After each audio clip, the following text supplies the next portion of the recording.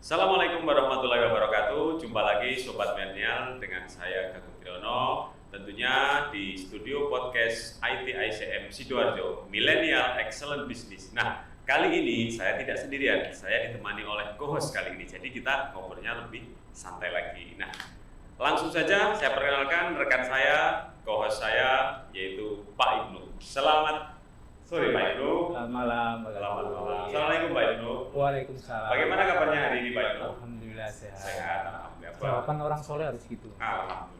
Apapun situasinya, apapun kondisinya harus alhamdulillah. Alhamdulillah. Diawali dengan kata alhamdulillah. Betul sekali. Syukur. Alhamdulillah. Harus selalu bersyukur. Harus Karena selalu bersyukur. kalau kita bersyukur pasti Allah Subhanahu wa taala akan menambah nikmat yang lebih. Seperti itu Pak Ibnu. Iya.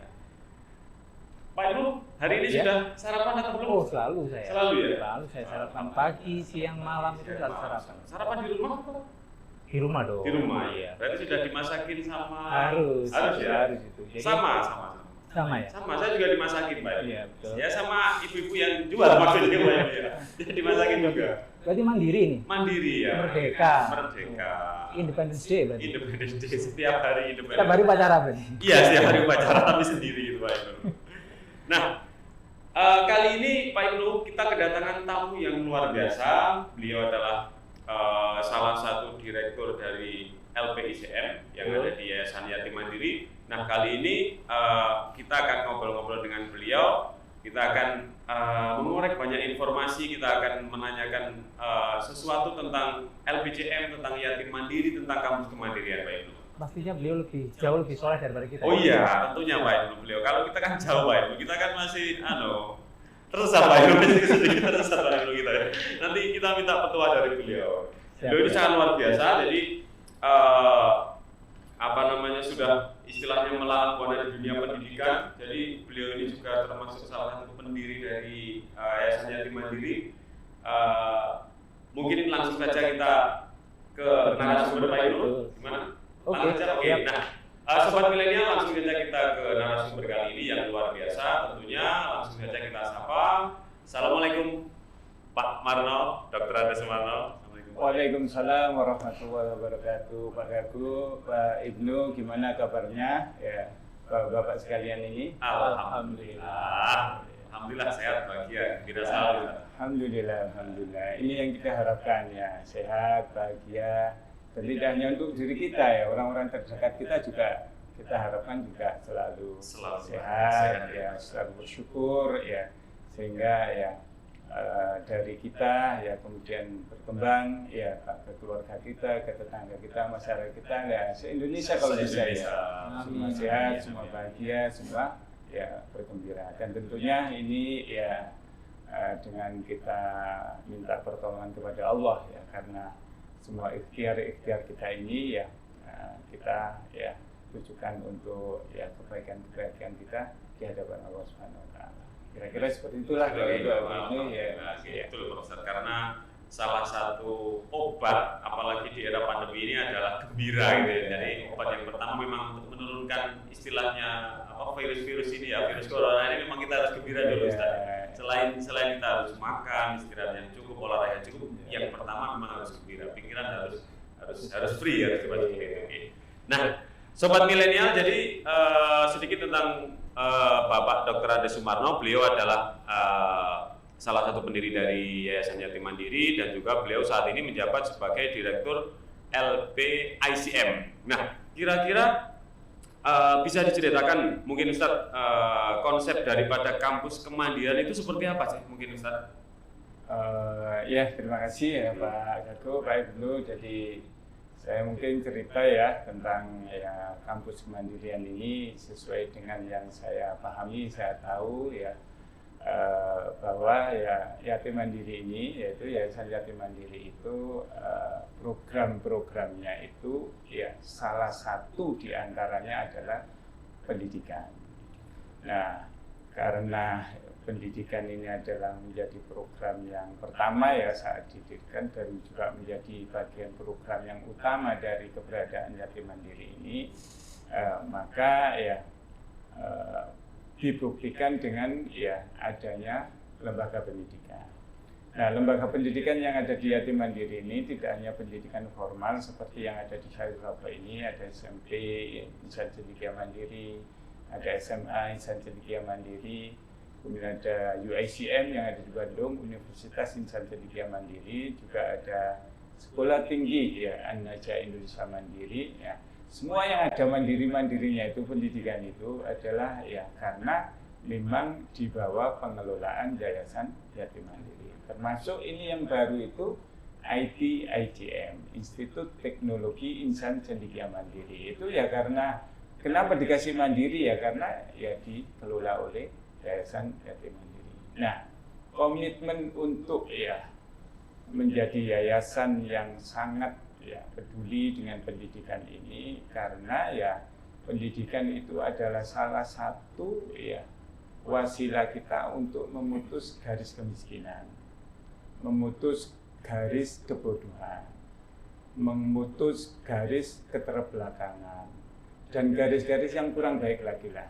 Karena apa ya, pendidikan itulah ya yang mengajarkan ya seseorang dari belum tahu menjadi tahu, yang belum semangat menjadi semangat, yang belum misalnya itu bergairah menjadi bergairah, yang sebelumnya itu malas menjadi rajin. Nah, itu banyak ya diajarkan, dibimbingkan melalui pendidikan-pendidikan ini. Karena itu Yayasan Yatim Mandiri komitmen ya bagaimana ya diantaranya ikhtiar untuk ya membandirikan anak-anak yatim di Indonesia ini melalui jalur pendidikan.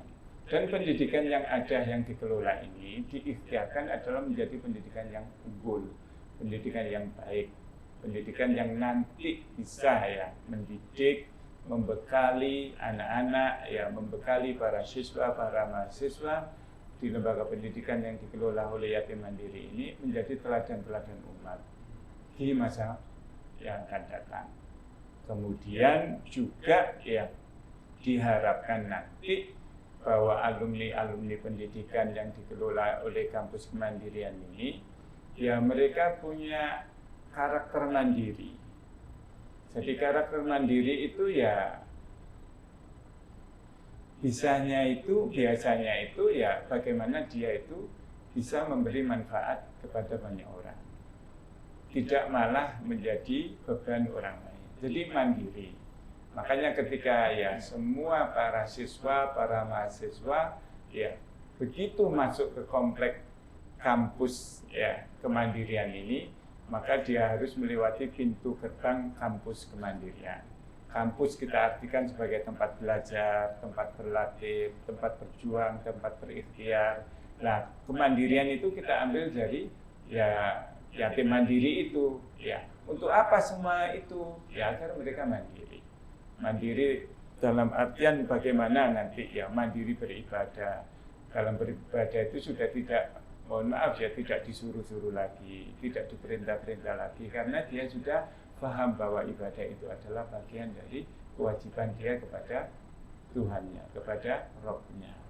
Nah, kewajiban berikhtiar itu dia juga paham bahwa ikhtiar itu adalah bagian dari dia juga beribadah kepada Rabb-nya dalam rangka untuk mengisi ya kekhalifahan dia di bumi. Jadi hal-hal yang seperti itulah yang kita ikhtiarkan di kampus kemandirian ini, baik untuk siswa, untuk mahasiswa, maupun semua kita. Jadi kalau bisa itu memberi manfaat, jangan hanya, mohon maaf ya, menjadi beban orang lain, menjadi beban pihak lain, sehingga ya sesungguhnya kita ini tidak begitu banyak memberikan manfaat kepada orang lain. Jadi seperti itu ya yang kita bisa sampaikan ya terkait dengan kampus kemandirian ini. Dan yang saya tambahkan lagi, di samping pendidikan formal ini, Yatim Mandiri juga mengadakan pendidikan-pendidikan non formal. Misalnya ada sanggar-sanggar jenius yang dikelola oleh teman-teman kantor cabang Yatim Mandiri yang tersebar di seluruh Indonesia. Itu bagaimana mereka memberikan bimbingan, pendampingan kepada anak-anak ya yang ada di daerah-daerah itu ya, baik pendidikan Al-Quran maupun juga pendidikan-pendidikan sekolah ya, karena mereka juga ada keterbatasan ekonomi sehingga mau les juga membayar, mau bimbel juga membayar. Maka dari itu ya didirikan juga sanggar-sanggar jenius yang ada di berbagai pelosok di Indonesia ini. Dan ini juga bagian dari ikhtiar kita untuk memperbaiki pendidikan anak-anak itu. Dan juga ada pendidikan vokasi yang berupa MIC, Mandiri Entrepreneur Center. Ini memang pendidikan yang difokuskan agar anak-anak itu memperoleh keterampilan ya sebagai bekal hidup, dan tidak hanya itu, mereka juga ya mandiri juga seperti dalam beribadah, mencari ilmu, tidak bergantung kepada orang lain, tetapi mengkaryakan dirinya agar bisa menghidupi dirinya sendiri yang pertama, yang kemudian adalah untuk bisa bermanfaat juga orang-orang lain. Seperti itu Pak Gatu. Jadi memang concernnya dari yatim mandiri itu memang lebih concern ke dunia pendidikan itu ya Ustaz ya? Concern utamanya ya. Concern utamanya. Jadi ya, dunia pendidikan itu menjadi salah satu concern yatim mandiri. Ya, yang lain juga ada lembaga wakaf yatim mandiri yang juga banyak menyediakan sarana-sarana pendidikan. Termasuk ya sebagian besar dari sarana pendidikan di Kompleks Sari Rogo ini juga wakaf. Ya, jadi ada lembaga wakaf, juga ada lembaga amil zakat ya, yang menghimpun, mendistribusikan dana-dana masyarakat ya, baik dalam bentuk ya di bidang pendidikan, di bidang pemberdayaan, di bidang bantuan-bantuan sosial, kebencanaan, kemudian juga ada istilahnya itu kemarin termasuk juga partisipasi dalam penanganan pandemi COVID di Indonesia ya, sejak awal sampai sekarang juga turut serta. Jadi semua lembaga itu berperan saling support, saling mendukung sehingga kolaborasi dari seluruh donatur, seluruh dosen, siswa, mahasiswa, ustadz-ustadz, guru yang ada di sini ini juga menjadi kebaikan bersama. Ya, dan mudah-mudahan itu juga kita harapkan nanti di hadapan Allah menjadi amal jariah kita bersama. Amin, amin ya rabbal alamin. Jadi memang kita sering bertanya-tanya Ustaz. Jadi kalau kita mungkin masuk di kompleks kampus kemandirian ya dulu ya. Jadi kita sering bertanya-tanya, ini kampus kemandirian, tapi di dalamnya itu ada SMP, ada SMA, apakah apa seperti itu? Terus kemudian kita juga bertanya, ini sebenarnya maksud dari kemandirian itu apa? Terkait tadi Pak Mano juga sudah menjelaskan bahwa tujuan kita di kompleks kampus kemandirian ini memang untuk pendidikan, di mana nanti siswa ataupun mahasiswanya juga bisa mandiri Pak Ibu. Jadi bisa bisa bermanfaat untuk dirinya sendiri dan juga untuk orang lain. Nah, kira-kira kalau arti mandiri sendiri untuk Pak Ibnu itu seperti apa kira-kira? Kalau mandiri itu seperti apa kira-kira? Kalau mandiri itu dalam etimologi bahasa ini. Tinggi di bahasa kalau ya untuk acara ini aja. Jadi mandiri itu bisa dikatakan step awal untuk seseorang itu mempunyai tekad untuk dia tidak tergantung sama orang lain. Mandiri finansial, mandiri dalam hal pendidikan, edukasi, pemikiran seperti itu ya. Tetapi kalau kita bicara konsep mengenai kemandirian sendiri, itu seolah-olah dia sudah settle gitu. Jadi mandiri yang bukan dari awal, dia seolah-olah finansial, edukasi semua itu sudah terkonsep dengan baik ke sistem, sehingga dia itu tidak hanya mandiri terhadap dirinya sendiri, tapi juga bisa memberi manfaat kepada orang lain. Jadi sudah berdikari. Kalau bahasanya, kalau saya tangkap kemandirian itu sendiri. Jadi tidak hanya dia itu mandiri untuk dirinya sendiri, tapi juga bermanfaat untuk orang lain. Iya, bisa membantu sama seperti itu. Kalau saya pribadi mandiri ya, mungkin ya mandiri itu adalah makan sendiri, minum sendiri, cuci baju sendiri, itu seperti saya sendiri gitu Pak ya.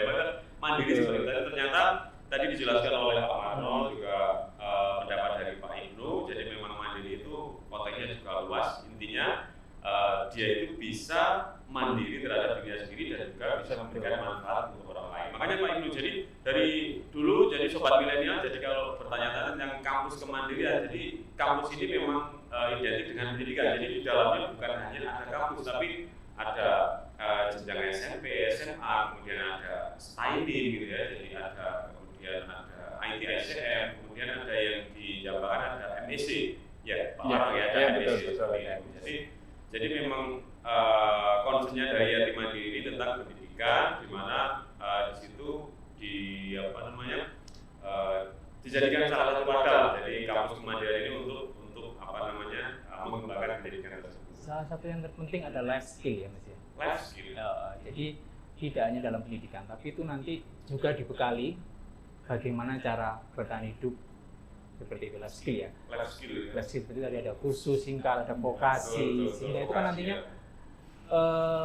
murid atau mahasiswa nanti yang akan masuk di kampus kemandirian ini, mereka tidak hanya bisa dalam hal ilmu atau teori saja, tapi mereka juga sudah bisa aplikatif dan adaptif ya, adaptif terhadap perkembangan zaman saat ini, termasuk dalam dunia kerja.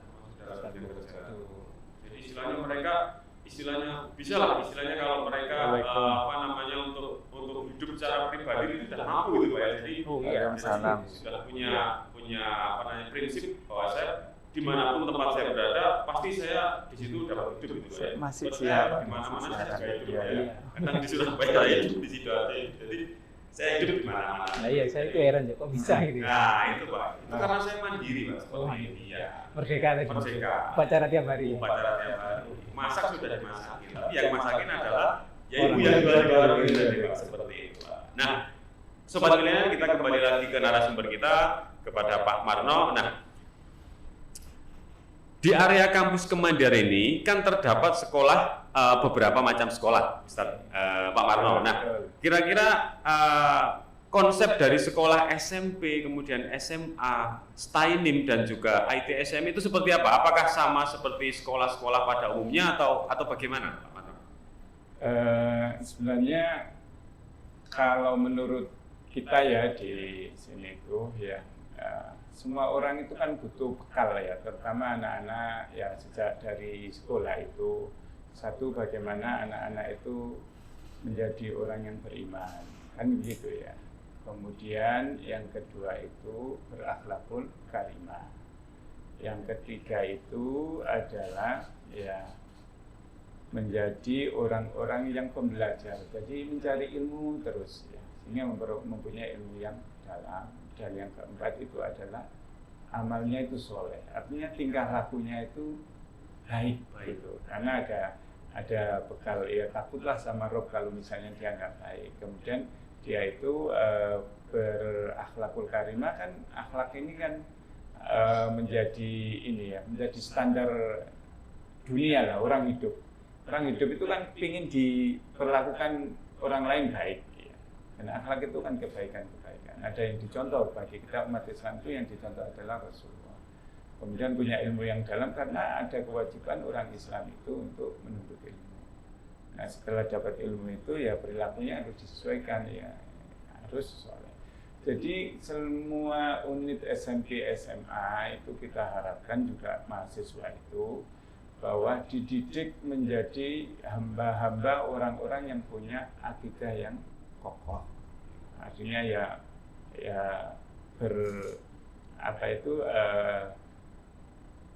berakidah yang kokoh, menjalan agamanya itu ya betul-betul dijalankan agamanya itu.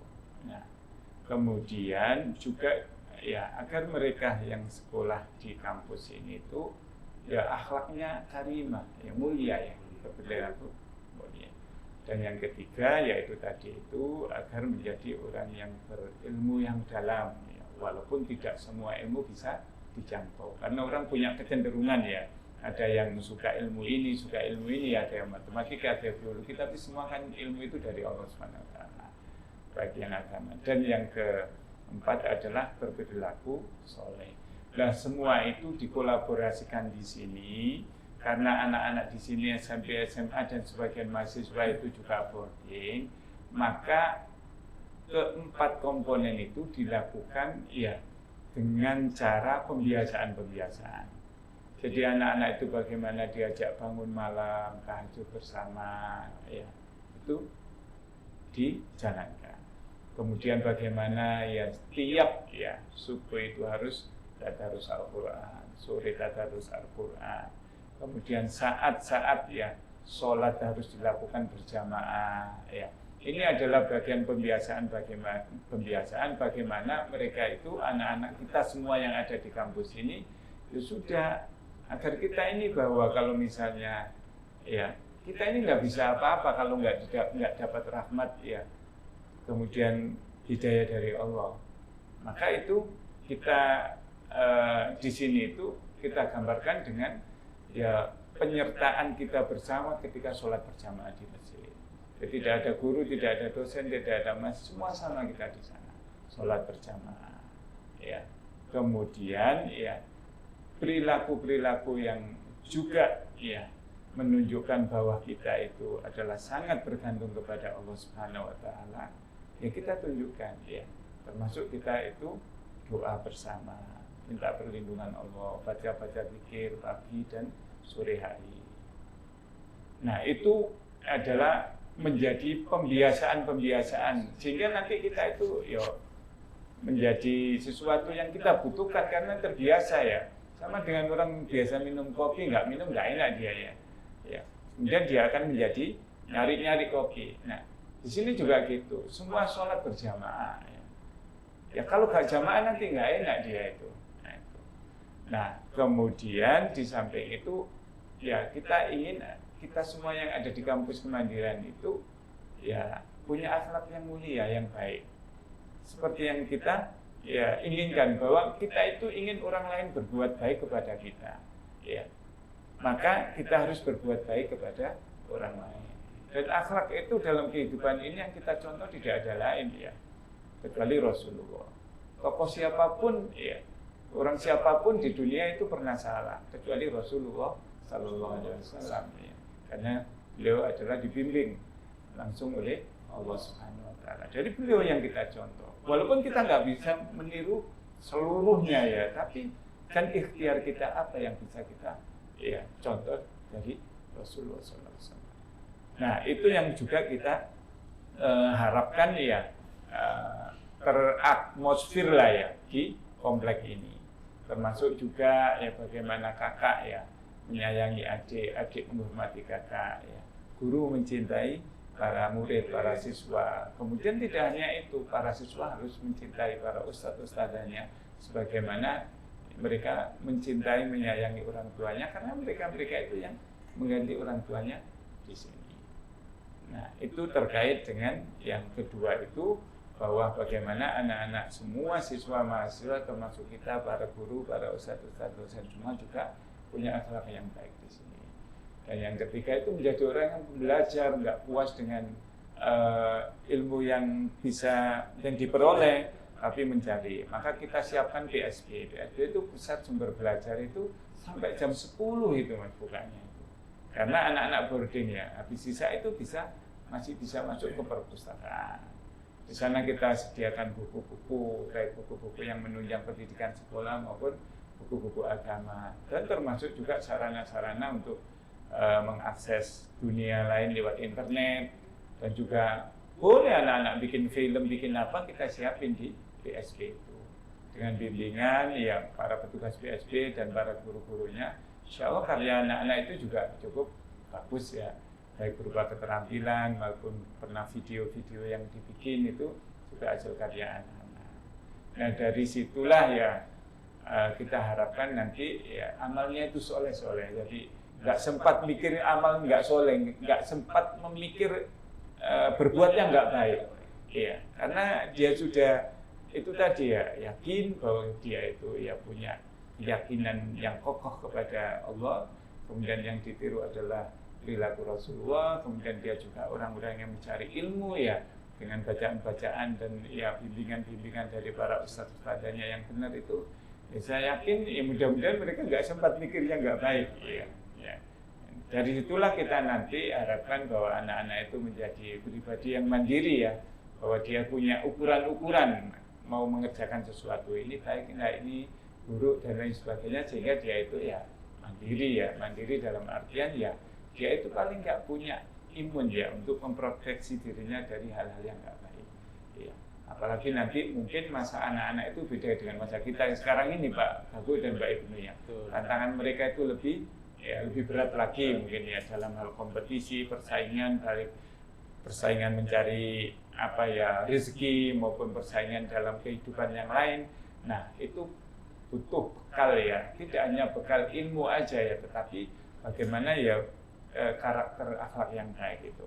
Ilmu yang banyak yang tidak diimbangi dengan akhlak yang baik, kemudian keyakinan kepada Tuhan, kepada Allah, ya tidak menutup kemungkinan ilmu yang tinggi, ilmu yang baik itu menjadi hal yang enggak benar ya di masyarakat itu. Tapi kalau insya Allah landasannya benar, maka semua ilmu yang didapat itu adalah untuk kemaslahatan umat lah.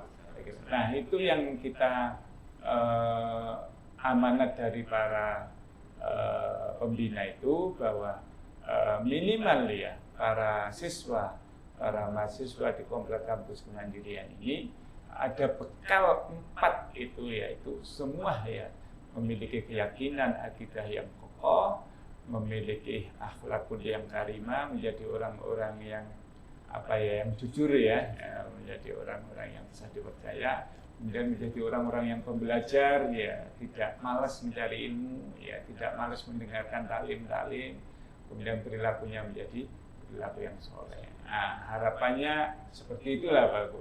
Yang lain-lain tambahan-tambahan ya boleh, seperti di IDIJM itu kan ya, yang baru ini ya, yang lembaga pendidikan yang baru ini kan mungkin juga ya adaptasi dengan kekinian itu saya kira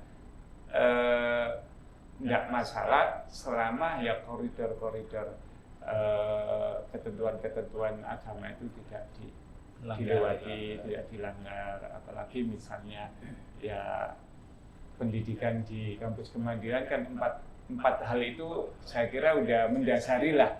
Yang lain-lain misalnya dilakukan dengan tidak ya melepaskan yang 4 itu sesungguhnya ya sudah cukup ya. Bagi kita sini kan ingin menyiapkan bagaimana anak-anak para siswa, para mahasiswa itu nanti ya mampulah dia hidup di masa zamannya itu.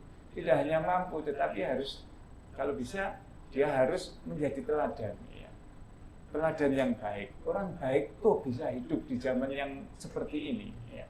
Jadi tidak harus menjadi orang yang nggak baik untuk bisa eksis, untuk bisa bertahan ya. Tapi sebaliknya ya seperti itu. Kita tetap bisa eksis, bisa hidup, bisa bertahan, menjadi orang baik di tengah situasi yang bagaimanapun, apapun, insya Allah bisa. Ya, seperti itu Pak.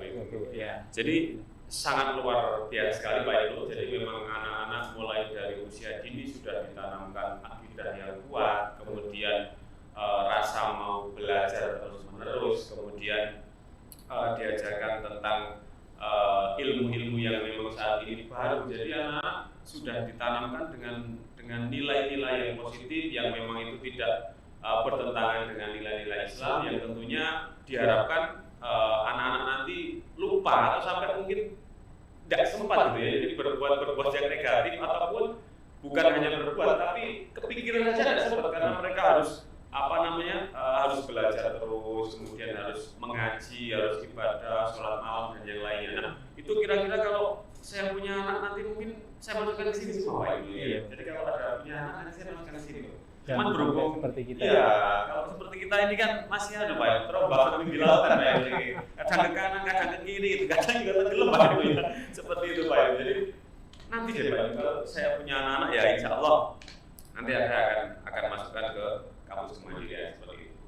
Bahkan kalau saya tahu seperti ini, mungkin dulu zaman saya muda Pak Ibnu ya, masih usia belasan itu mungkin saya masuk ke sini sendiri. Cuma karena saya belum tahu, karena saya lahir tidak di Sidoarjo, jadi akhirnya baru tahu kali ini oleh Dr. Andes seperti itu. Nah, kira-kira kalau dari Pak Ibnu sendiri gimana menyikapi tentang kampus Kemandirian, konsepnya dari SMP, SMA, terus kemudian kuliahnya seperti apa kira-kira? Ya, ini narasumber ya Mas, yang ini ya, yang lebih mengetahui sih. Cuman kalau konsep sekarang itu kan ada integrated school ya. Jadi mulai dari SMP, apalagi SMP, SMA juga boarding school di sini.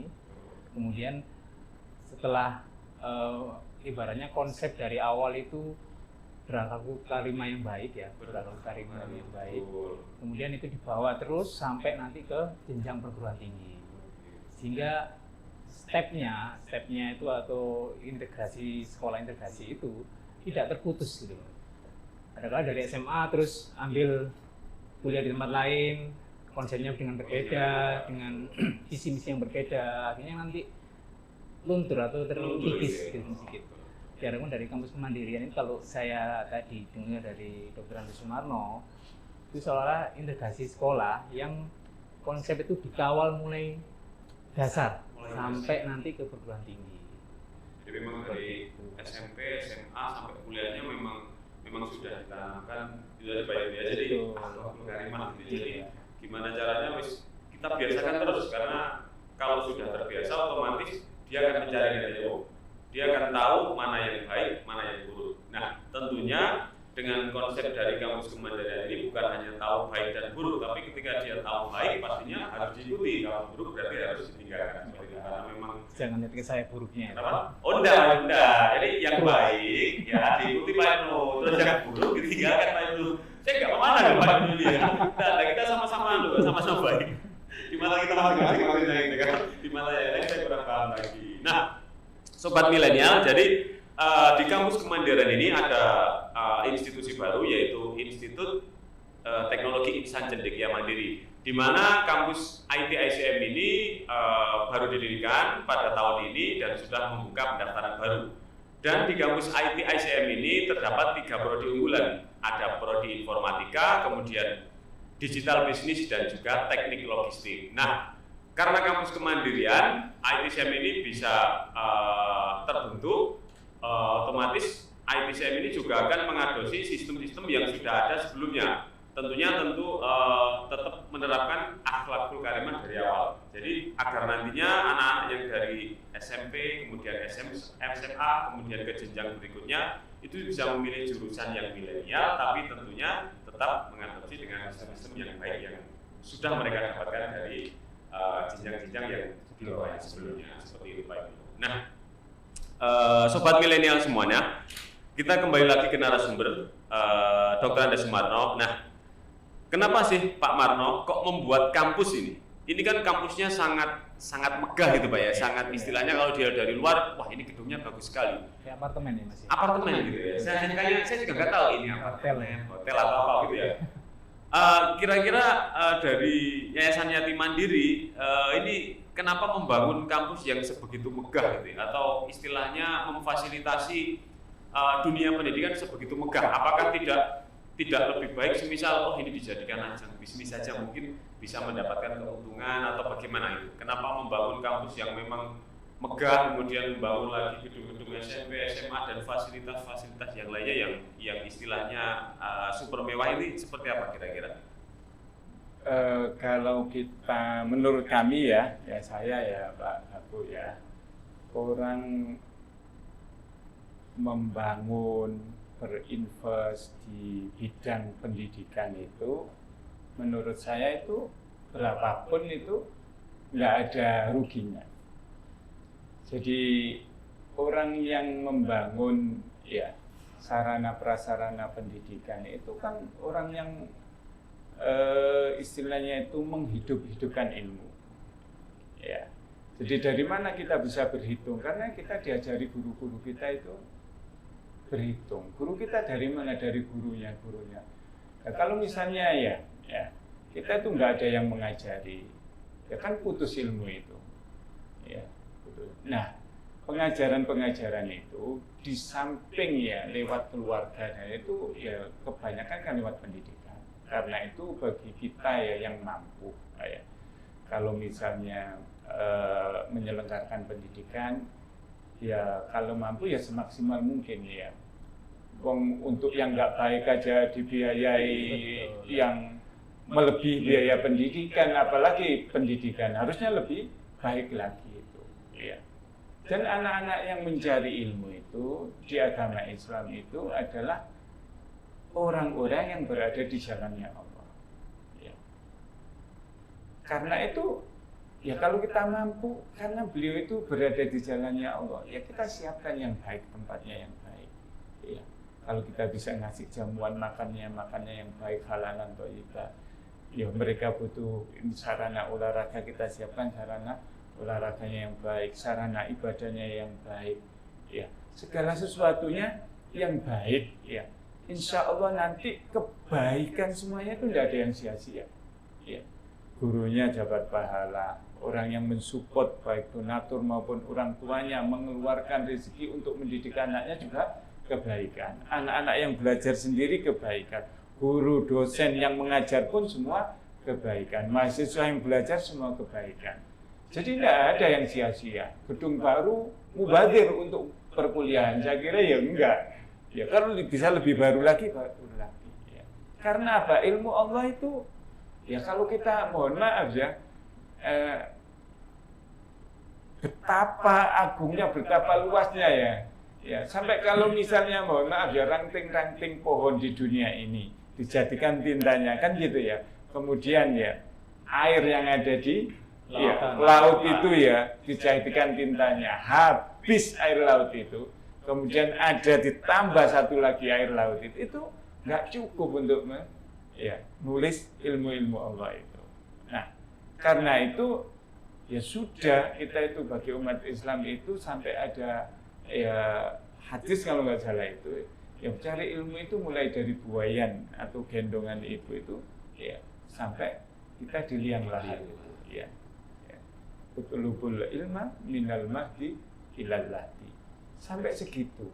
Lah apa ya, kita membiayai, menyediakan, mensupport, membimbing, mendampingi orang-orang yang berada di jalan Allah, ya kan kita masuk ada di jalannya Allah juga, kan itu kan kebaikan.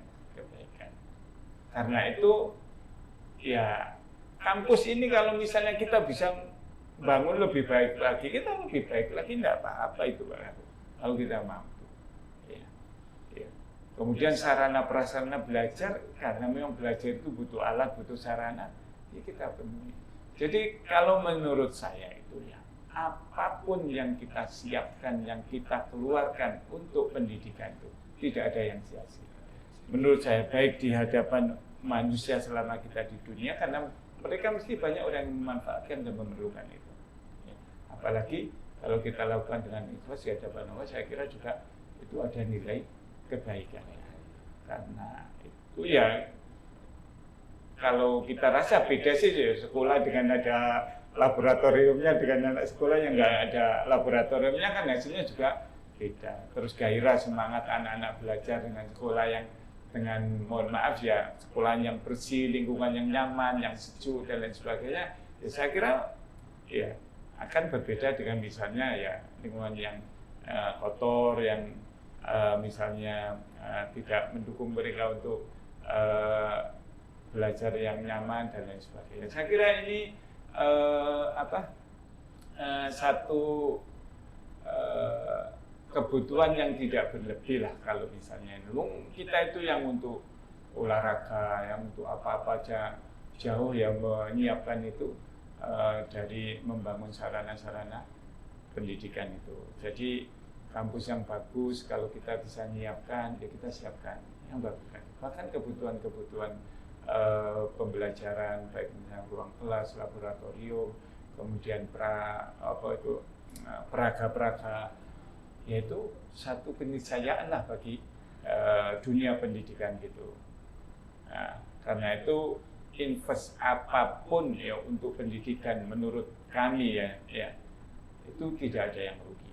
Baik di dunia, ya, insya Allah akan memberi manfaat banyak orang, dan lebih-lebih kalau kita niatkan ya ibadah karena Allah, saya kira ya menjadi amal jariah selama semuanya itu dipakai. Nah, kampus kemandirian itu juga seperti itu. Jadi kampus ini adalah wakaf ya dari banyak orang umat Islam di Indonesia ini, dan juga ya infak dan sedekah dari para donatur ya, para muzaki ya, para mutasodik, yatim mandiri. Karena kampus ini nggak boleh sepi, harus dipakai kebaikan, dipakai ngaji, dipakai sholat, dipakai belajar, dipakai membimbing keterampilan, dihidupkan ya dengan apa itu kebaikan-kebaikan di sini. Biar para donatur yang wakaf di sini itu memperoleh manfaat dari apa yang diwakafkan. Makanya saya senang kalau kampus ini semakin ramai Pak Guru. Ya, senangnya tidak hanya itu. Berarti keberkahan orang yang telah ya mewakafkan ya untuk membeli tanahnya, untuk bangun gedungnya, itu semua akan ya memperoleh ya manfaat ya. Tapi kalau kampus ini sepi, kemudian nggak ada, kasihan orang-orang yang dulu ya telah wakaf, telah berinfak, telah bersedekah untuk mewujudkan.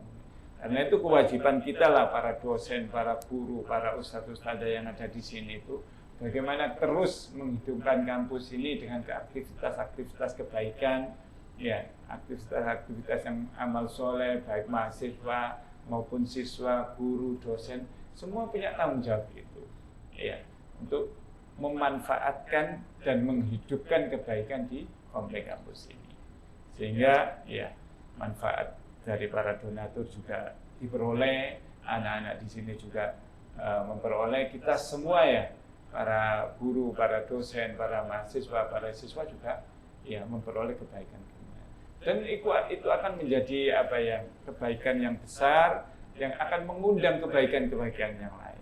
Buktinya apa? Ya saya bilang buktikan.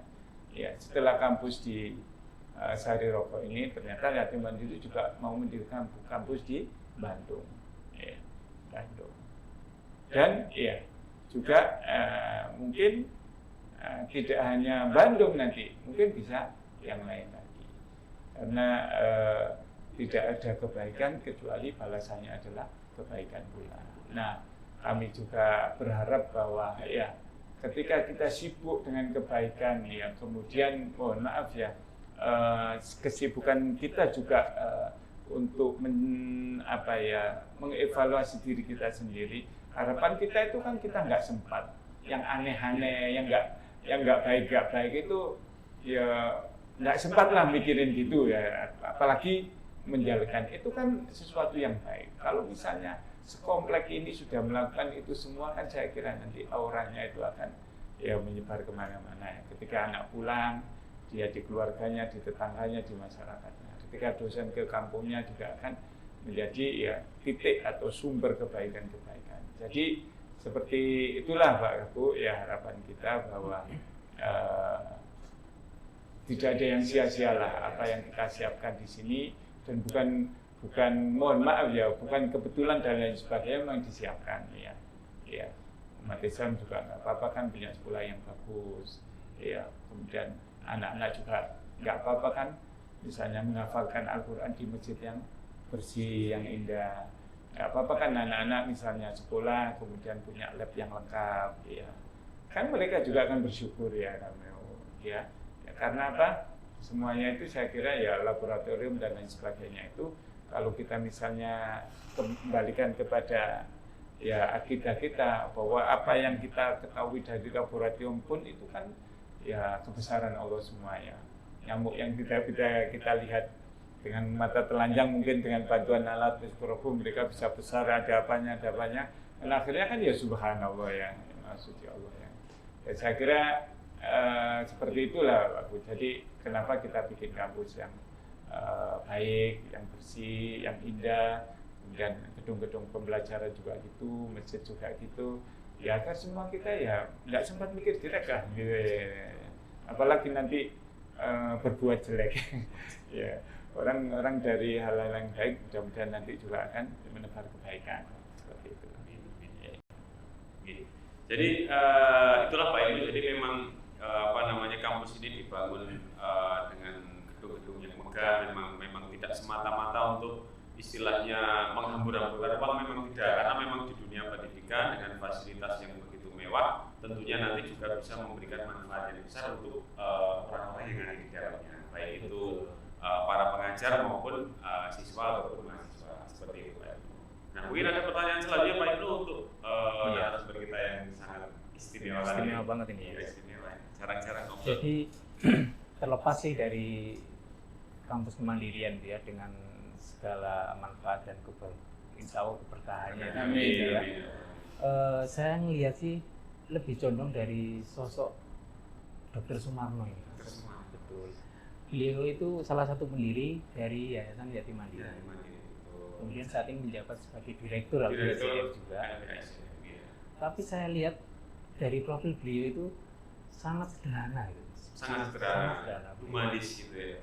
Humanis sekali. Humanis sekali. Apalagi terus kalau kita di masjid, saya sempat tempo hari itu pas saya di masjid itu melihat beliau itu dengan bercengkrama dengan anak-anak. Dengan anak-anak.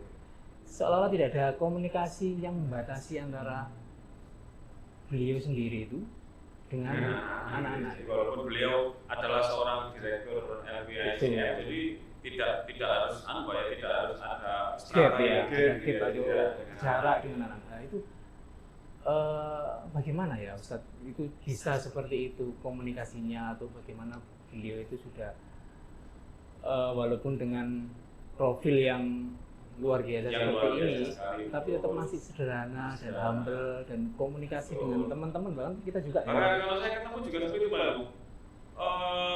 Dokter Ade Sumarno atau Pak Marno ini kalau ketemu dengan saya itu selalu senyum. Wah ini smile, selalu senyum, makanya wah ini selalu ibadah beliau aja seperti itu. Tinggal nanti ngajak aja Pak aku, ayo makan gitu mungkin itu sebenarnya. Tapi saya juga pernah melihat, jadi Pak Marno ini amat sangat dekat dengan anak-anak, bercerita, bercengkrama, ya cerita layaknya seorang sahabat. Jadi beliau sangat istilahnya sangat luar biasa karena beliau bisa memposisikan ketika beliau sedang berinteraksi dengan dengan para dosen, dengan anak-anak, beliau itu bisa masuk di dunianya mereka gitu maksudnya. Kita coba tanya ke beliau, kira-kira beliau senyum, kemudian sederhana, humble, akrab gitu ya. Apakah dari beliau sendiri atau dipaksa nih Pak kira-kira seperti itu, atau memang prinsip beliau seperti itu, dan saya pikir itu bagus Pak ini. Nah, kira-kira kita tanyakan langsung ke Pak Marno, kira-kira beliau itu memang seperti itu atau bagaimana gitu Pak? Jadi gini Pak Buya, sederhana sebenarnya kalau kita misalnya ya berlaku di situ itu gampang. Jadi saya tuh berpikiran sebegini ya, di dunia ini tidak ada yang istilahnya kita punya pikiran begini ya, bahwa ya kita inilah yang butuh mereka, bukan mereka yang butuh kita. Ya.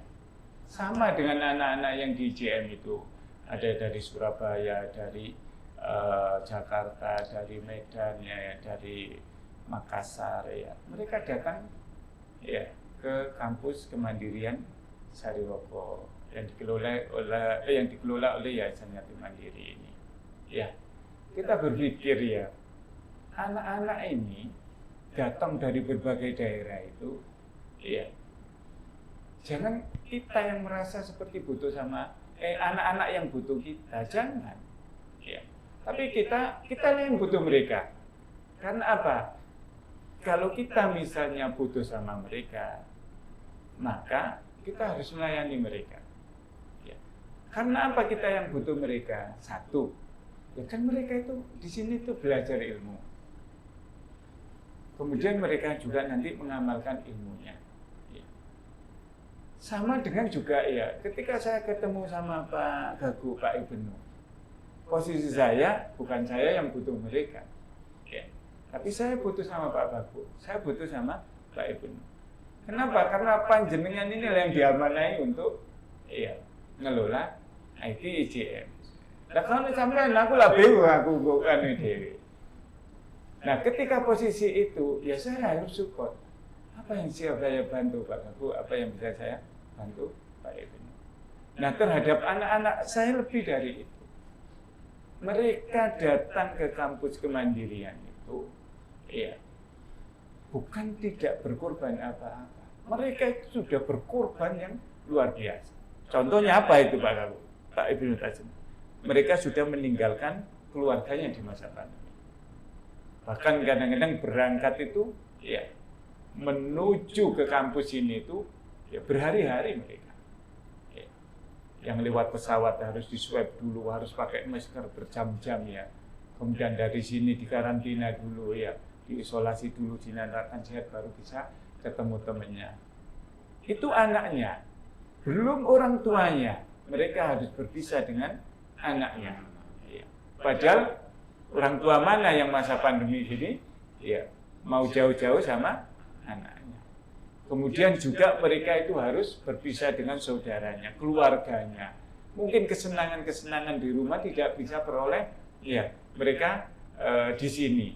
Karena mereka di sini nggak boleh pegang HP seperti di rumah ya. Ya.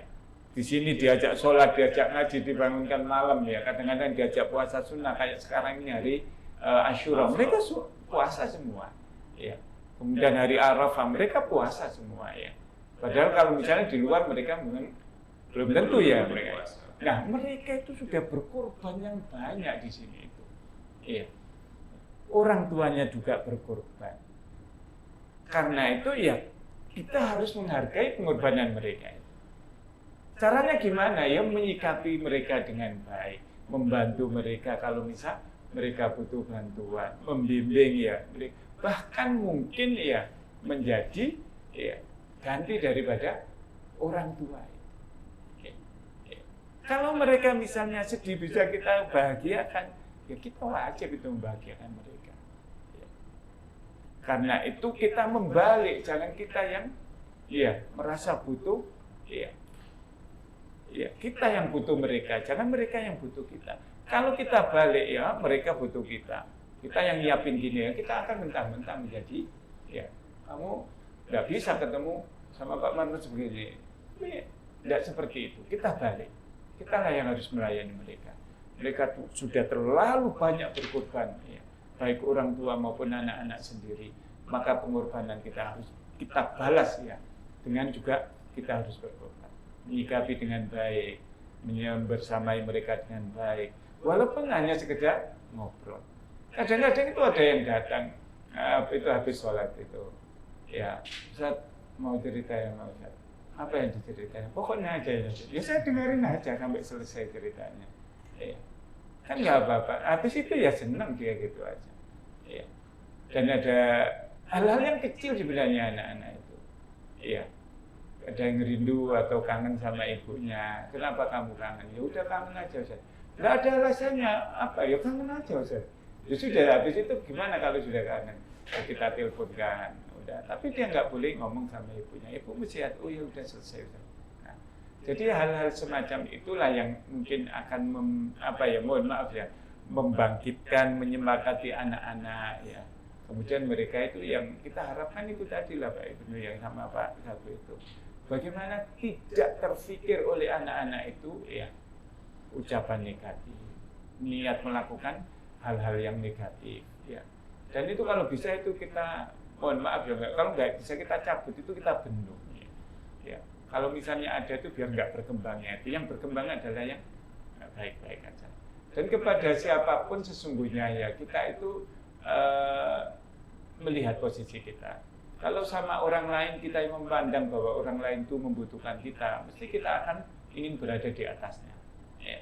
Tetapi kalau kita sebaliknya, bahwa kita lah yang butuh orang lain, saya kira kita akan menjadi orang yang humble lah, dalam artian ya kita bisa di mana saja, kapan saja ya, dan memberi manfaat kepada siapa saja. Jadi sebenarnya hanya sederhana itu aja baru ya. Kalau misalnya hanya tukar posisi aja gitu.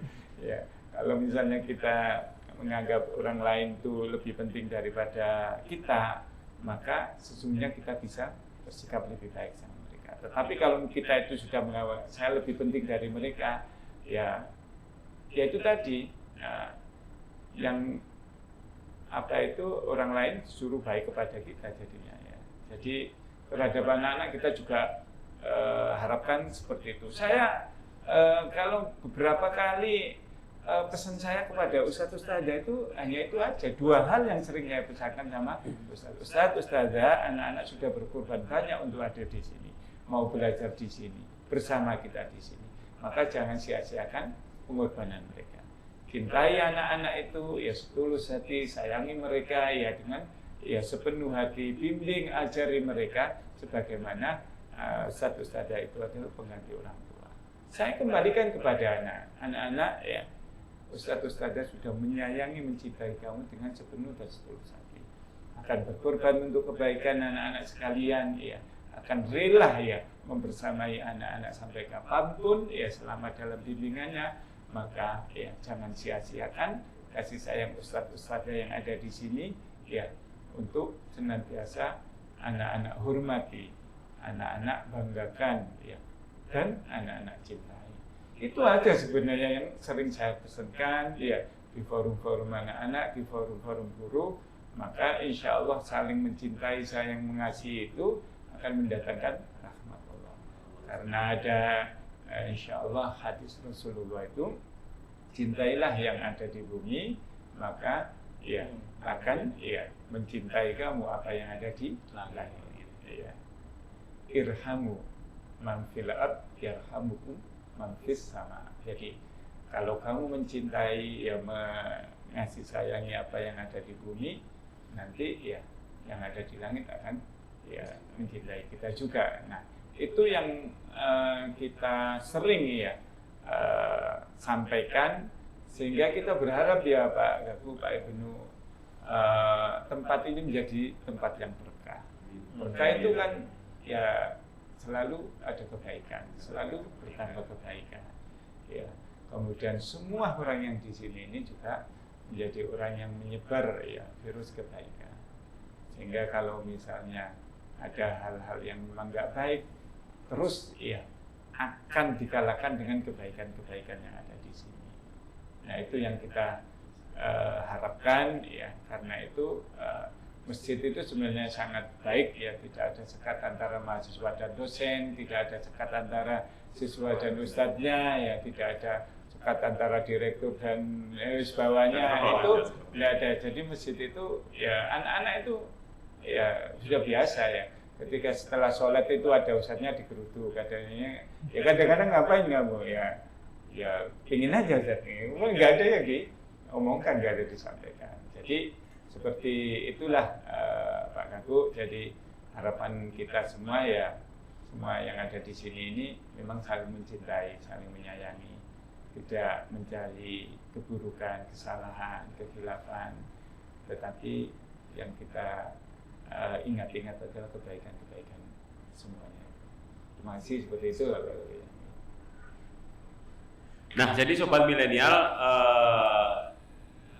ini tadi adalah bincang-bincang kita dengan Dr. Andes Sumarno tentang sekilas tentang yatim mandiri, kemudian tentang kampus kemandirian, tentang lembaga-lembaga yang ada di kampus kemandirian ya, semuanya ada di sini. Ada SMP, SMA, kemudian ada Stainim, kemudian ada juga yang terbaru adalah ITSM. Nah, sobat milenial jangan lupa segera kunjungi website itsm.ac.id untuk tahu info tentang ITSM terbaru, dan jangan lupa sobat milenial yang mau kuliah bisa gabung di ITSM Sidoarjo karena ITSM merupakan perguruan tinggi yang berbasis teknologi dan entrepreneurship yang menjunjung tinggi nilai-nilai Islam. Nah, kali ini mungkin dari rekan saya, Pak Ibnu, ada tambahan atau cukup?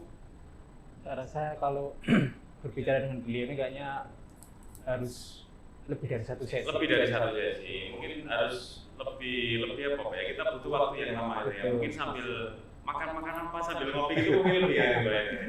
Lebih asik gitu ya, karena beliau ini apa ya, yang istilahnya beliau banyak memberikan sharing-sharing tentang apa ya, jadi tentang pendidikan, tentang ilmu-ilmu agama atau ilmu-ilmu yang lainnya. Ini saya rasa sangat kurang sekali waktunya. Tapi apa boleh dikata, karena memang kali ini sesinya juga terbatas Pak Ibnu, jadi mungkin bincang-bincang kita dengan narasumber Dr. Andes Sumarno mungkin sampai di sini dulu. Mungkin lain waktu kita bisa sambung lagi dengan Dr. Andes Sumarno untuk berbincang lebih intens lagi, lebih lama lagi dengan tema-tema yang berkenan. Nah, sobat milenial, demikian bincang-bincang kami, saya Gudriono dan juga rekan saya bos Pak Ibnu, Mr. Ibnu, bincang-bincang dengan Dr. Andes Sumarno selaku Direktur LPCM yang ada di kampus Kemandirian. Nah, jangan lupa untuk selalu kunjungi di YouTube channel channel ITCM Sidoarjo, Millennial Excellent Business. Nah, untuk menutup perjumpaan kali ini, kira-kira Pak Ibnu ada pantun atau dari siapa ini Pak Ibnu? Dari Pak Gagu. Dari saya, oke. Hostnya, Nih, Pak. dari hostnya ya. Oke, ini saya mau melempar pantun, cakepin ya Pak Ibnu ya. Oh, saya cakepin Pak Ibnu. Nah, beli minyak goreng, mereknya Sania. Cakep. Belinya sendirian. Kalau mau jadi pemimpin dunia, yuk gabung di Kampus Kemandirian. Terima kasih. Assalamualaikum warahmatullahi wabarakatuh. Terima kasih Ustaz Sumarno. Wassalamualaikum warahmatullahi wabarakatuh. Waalaikumsalam.